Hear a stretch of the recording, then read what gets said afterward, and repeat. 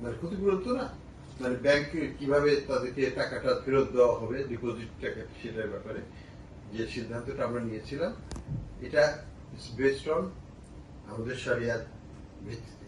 আমাদের শরিয়া কাউন্সিল বলেছে যে যখন লস হবে, এবং যেটা তো অবশ্যই লস বিরাট আকারে হয়েছিল 24-25 ইত্যাদিতে, তখন কোন রকমের প্রফিট দেওয়া যায় না। তো সেই কারণে আমাদেরকে এই প্রফিটটা 24-25-এ আমরা দিতে পারি।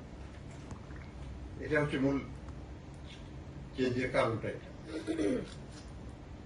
কিন্তু আমরা যেটা করেছি সেটাকে একটু হাইলাইট করা দরকার ছিল।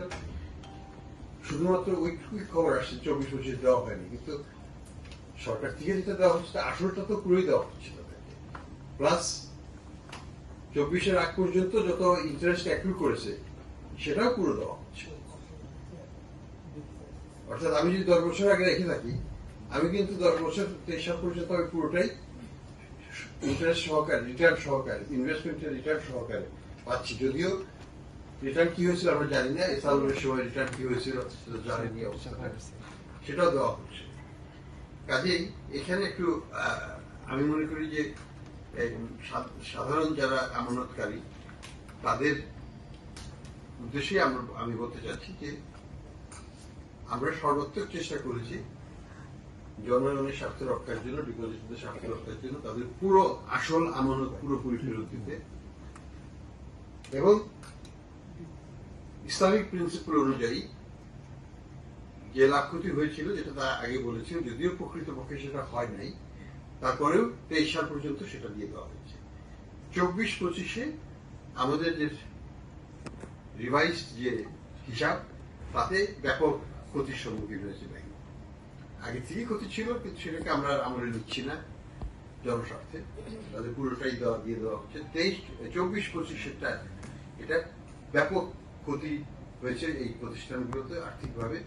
সেই কারণে শরিয়ার প্রিন্সিপাল অনুযায়ী কিন্তু এখানে কোন রকমের লভ্যাংশ দেওয়ার প্রশ্ন আসে না। এটা আমাদেরকে একটু এক্সপ্লেন আমরা করতে চাচ্ছি আমাদের ডিপোজিটরদের উদ্দেশ্যে, যে এটা কিন্তু পুরোপুরিভাবে শরিয়া সম্মত উপায় করা হয়েছে। এবং এখানে তাদের যেটা আমরা করেছি সেটা হলো যে তাদের, যদিও তাদের প্রকৃত আমানত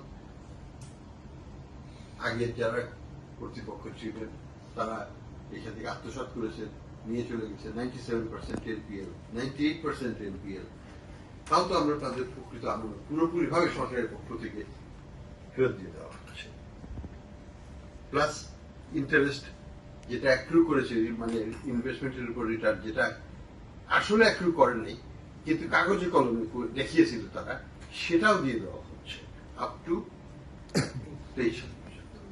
24-25-এরটা তো নতুন করে হিসাব করা হয়েছে, এবং হিসাবের ফলে প্রকৃত চিত্র আসাতে এখানে আমরা ইসলামিক প্রিন্সিপাল অনুযায়ী, বিধিনিষেধ অনুযায়ী আমরা দিতেও পারছি না।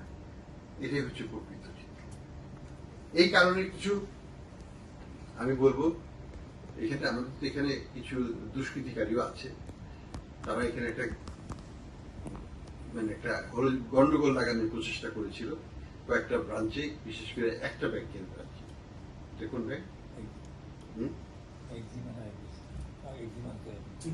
ইউনিয়ন ব্যাংকের কয়েকটা ব্রাঞ্চে, মনে হয় 4টা ব্রাঞ্চে তারা বিভিন্ন রকম হট্টগোল করে। বেশি খুব ক্ষতিকর কিছু হয়নি, কিন্তু হট্টগোল করে, যেটা অনভিপ্রেত ছিল।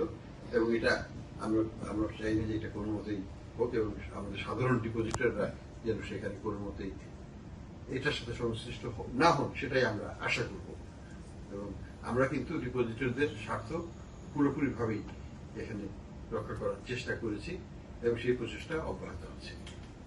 দ্বিতীয়ত যেটা বলবো, আমরা এখন থেকে যে টাকা জমা হচ্ছে 1 তারিখের পর থেকে, তারও আগে থেকেও নতুন ব্যবস্থাপনা আসার পর থেকে, সেই টাকার উপর কিন্তু কোনো বিধি নিষেধ নাই, চাইবে মতো উত্তোলন করতে পারবে।